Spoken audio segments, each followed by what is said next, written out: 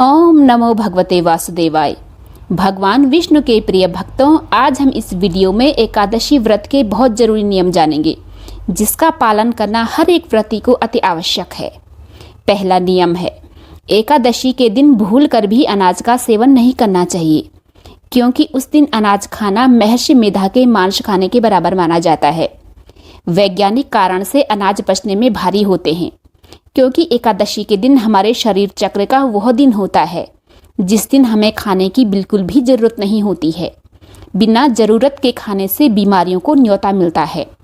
दूसरा नियम है, दशमी और एकादशी के दिन चावल का सेवन नहीं करना चाहिए, क्योंकि चावल में जल तत्व की अधिकता रहती है। चंद्रमा की स्थिति के कारण शरीर में जल अधिक रहने से हमें परेशानी हो सकती है। तीसरा नियम है, दशमी के दिन रात का खाना त्यागना चाहिए, क्योंकि सुबह जब व्रत शुरू होता है तब पाचन तंत्र का काम पूरा हो जाना चाहिए। चौथा नियम है, दशमी, एकादशी और द्वादशी के दिन भूल कर भी लहसुन, प्याज, मांस, मछली, अंडे, शराब नहीं लेना चाहिए, क्योंकि ये राजसिक भोजन हैं। इनसे काम, क्रोध, लालसा की भावना बढ़ती है। अब है पांचवा नियम, एकादशी के दिन गाजर, शलजम, गोभी, पालक, चने का शाक, बैंगन और सेमफली इत्यादि का सेवन नहीं करना चाहिए, क्योंकि इनमें सूक्ष्म जीव हो सकते हैं। अब है छठा नियम, उस दिन मसूर की दाल, उड़द दाल आदि निषेध वस्तुओं का सेवन नहीं करना चाहिए, क्योंकि ये दोनों दालें राजसिक भोजन में आती हैं और काम भावना बढ़ाती हैं। अब है सातवां नियम, उस दिन साधारण नमक न लें, क्योंकि साधारण नमक केमिकली प्रोसेस्ड है। उसकी जगह हेल्दी नेचुरल मिनरल से युक्त सेंधा नमक लें। अब है आठवां नियम, इस दिन पान खाना वर्जित है, क्योंकि यह राजसिक गुणों में आती है और काम भावना बढ़ाती है, पर मीठा पान भगवान विष्णु को चढ़ाया जाता है। अब है नौवां नियम, व्रतधारी को सभी भोज्य पदार्थ तुलसी दल छोड़कर ही लेना चाहिए, क्योंकि तुलसी अत्यंत ही गुणकारी होती है। अब है इसमें 10वां नियम, एकादशी के दिन किसी भी जीव की हत्या महापाप माना जाता है, इसलिए झाड़ू पोछा लगाना या शरीर पर साबुन शैम्पू लगाना वर्जित है, क्योंकि सभी जीवों में परमात्मा का अंश बताया जाता है।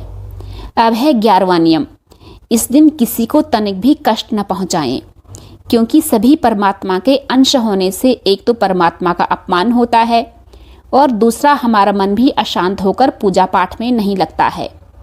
अब है 12वां नियम, इस दिन ज़्यादा बात नहीं करें, क्योंकि ज़्यादा बात करने से फालतू बोलना और निंदा करना स्वाभाविक ही हो जाता है। अब है 13वां नियम, एकादशी के दिन किसी का बुरा ना करें, किसी का बुरा ना सोचें, क्योंकि सबके अंदर वही परमात्मा है। अब है 14वां नियम, उस दिन किसी दूसरे का दिया हुआ भोजन ग्रहण न करें, लेकिन अन्नदान अवश्य करें। इसका साइंटिफिक रीजन है, क्योंकि हम तो हमेशा ही भोजन करते हैं। उस दिन उन लोगों के लिए अन्नदान करना चाहिए जिन्हें भोजन नहीं मिल पाता है। और 15वां नियम है, अगर एकादशी का व्रत रखते हैं तो दूसरों को जाकर न बताएं, उसे गुप्त रूप से रखें, क्योंकि दूसरों को बताने से हमारे अंदर अहम की भावना जन्म लेती है। हम दूसरे को अपने से कम समझने लग जाते हैं। अब है 16वां नियम, एकादशी के दिन किसी भी वृक्ष से पत्ते तोड़ना मना है, इसलिए तुलसी के पत्ते एक दिन पहले तोड़कर रख लेना चाहिए। इसका साइंटिफिक रीजन है, क्योंकि यह पर्यावरण की दिशा में महान काम है। 17वां नियम, उस दिन क्रोध न करें, बच्चों पर चीखे चिल्लाएं नहीं, इससे व्रत का फल नहीं मिलता है।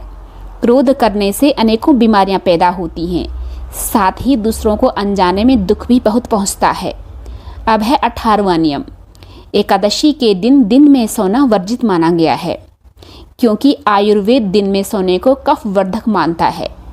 अब है 19वां नियम, एकादशी के दिन बार बार पानी पीना या चाय कॉफ़ी पीते रहना मना किया गया है। इसका साइंटिफिक रीजन है, क्योंकि इनसे शरीर में जल तत्व की अधिकता से चंद्रमा की स्थिति के कारण हमारे शरीर को परेशानी हो सकती है और हमारा मन चंचल हो सकता है। अब है 20वां नियम, दशमी और एकादशी के दिन ब्रह्मचर्य का पालन करना चाहिए, क्योंकि ब्रह्मचर्य ऊर्जा संग्रहित करने का सर्वश्रेष्ठ तरीका है, जो अच्छे कार्यों में यूज किया जा सकता है। इससे मानसिक मजबूती और आयु वृद्धि होती है। अब है लास्ट यानी कि 21वां नियम। एकादशी के दिन ओम नमो भगवते वासुदेवाय जैसे सरल मंत्रों का जाप अवश्य करते रहना चाहिए। अगर समय न हो तो मन ही मन मंत्र जाप करें, क्योंकि मंत्र जाप से मन प्रसन्न रहता है और हम खुद को परमात्मा से कनेक्टेड फील करते हैं, जिससे हमें आत्मविश्वास पैदा होता है और हम किसी भी प्रॉब्लम को पॉजिटिवली लेकर सॉल्व कर लेते हैं। तो दोस्तों, उस पवित्र दिन पर खुश और शांत रहना चाहिए, तभी व्रत सिद्ध होता है और भगवान विष्णु और माँ लक्ष्मी की कृपा प्राप्त होती है। ओम नमो भगवते वासुदेवाय।